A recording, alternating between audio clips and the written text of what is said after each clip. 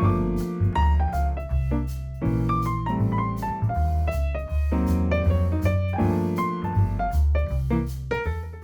y a une question qui est arrivée au Beddin cette année.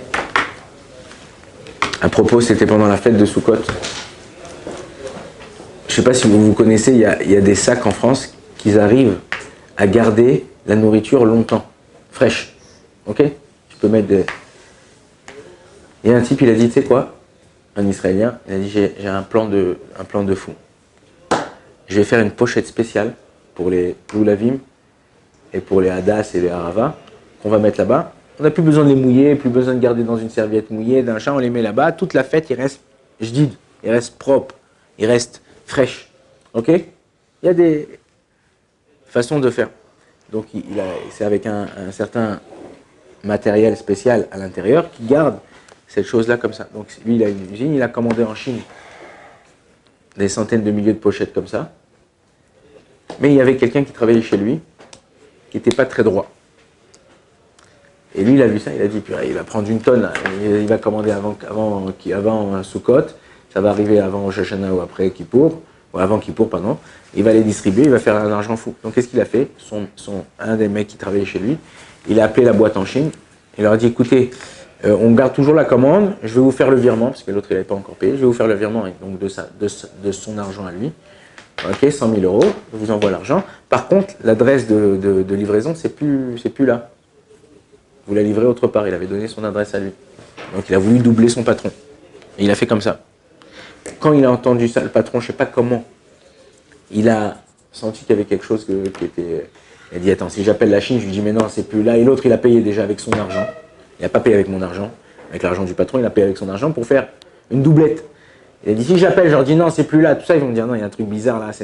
Donc qu'est-ce qu'il a fait le patron? Il a appelé la boîte en Chine, il leur a dit, écoutez, la commande, elle est là, vous la livrez à la même adresse qu'il vous a dit, machin, tout ça et tout. Par contre, si vous pouvez rajouter, écrire quelque chose sur la pochette. Il a dit quoi?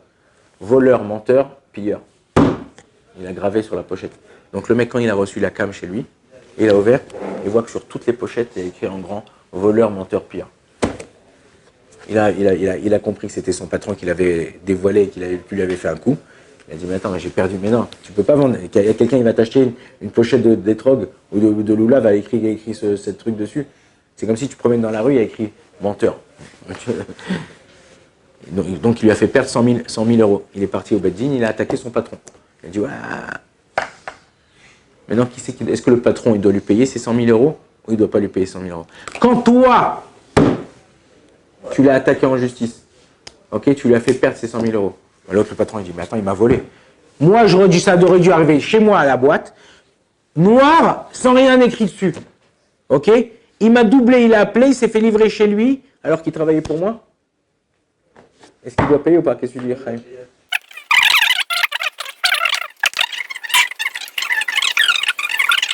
Alors, là-bas, il y a une Gemara, dans Maseret Ketubot, il rapporte comme ça, qu'il y avait un type, et de là-bas, on apprend. Chaque fois que vous avez une question, il faut essayer de faire un parallélisme avec quelque chose que vous avez appris. La Torah, c'est pas je sors mon chapeau, je sors un lapin, je sors un truc, je sors maman, je fais un tour de magie. Non. La Torah, c'est basé sur des textes, sur des preuves, sur des choses. Ok? Donc, au jour d'aujourd'hui, là, la Khan nous dit comme ça.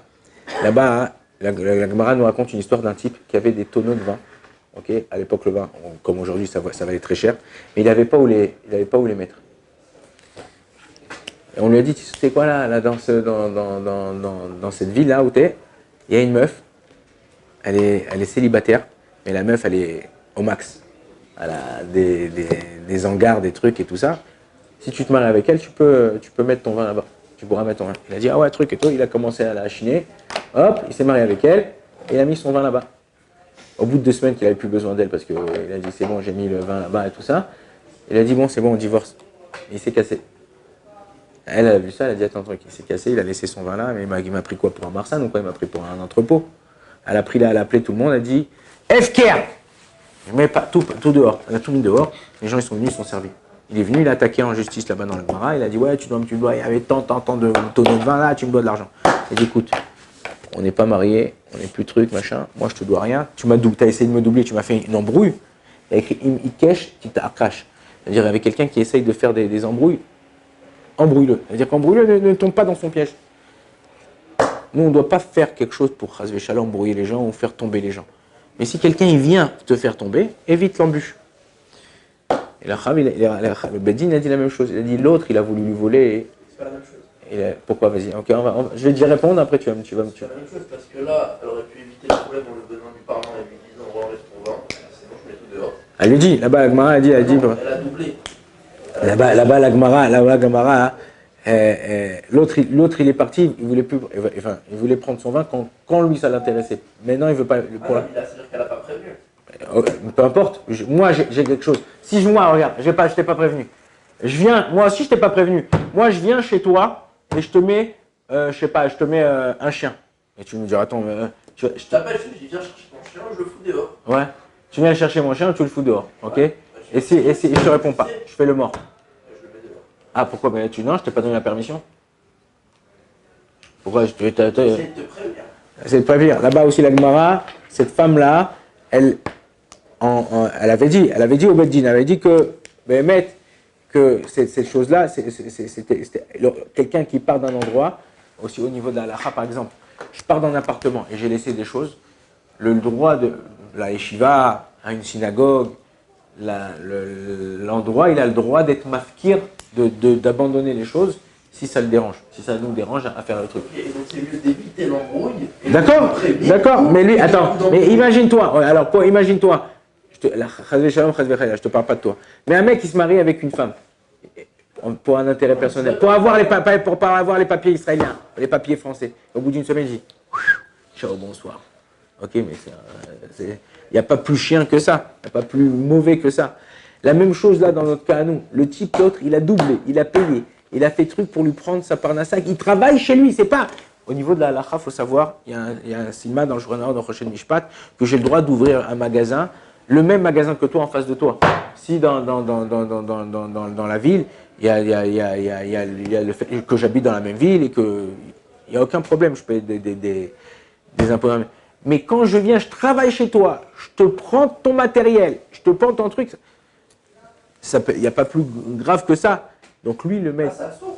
De quoi? De travailler chez quelqu'un pour apprendre le métier et d'ouvrir la même franchise. Non, ça tu as le droit. Si par exemple tu travailles chez quelqu'un, tu as travaillé 5 ans, 6 ans, 10 ans, après tu veux te parer et ouvrir la même chose, tu as le droit de faire ça. Mais travailler chez quelqu'un et tu dis au client, tu sais quoi, regardez, non, je vais vous envoyer quelqu'un et tu lui envoies quelqu'un, un copain à toi qui travaille dans le même truc, où toi tu vas travailler pour lui sans le dire au patron et tu prends la part. Voilà, exactement, ça c'est interdit. Donc là, le patron, il n'a rien à payer. Le patron, il ne paye rien. Pourquoi? Parce qu'en vérité, l'autre, il lui a pris, il lui a volé les khatrila. Il a volé les khatrila. Donc moi, c'est en plus, c'est pas directement. Ça veut dire que, donc dans ces cas-là, au niveau de la halakha, étant donné que l'employé, il a fait une embrouille, donc cet employé-là, il doit s'asseoir sur cet argent-là. Bon, Radona, il en l'a, m'amène.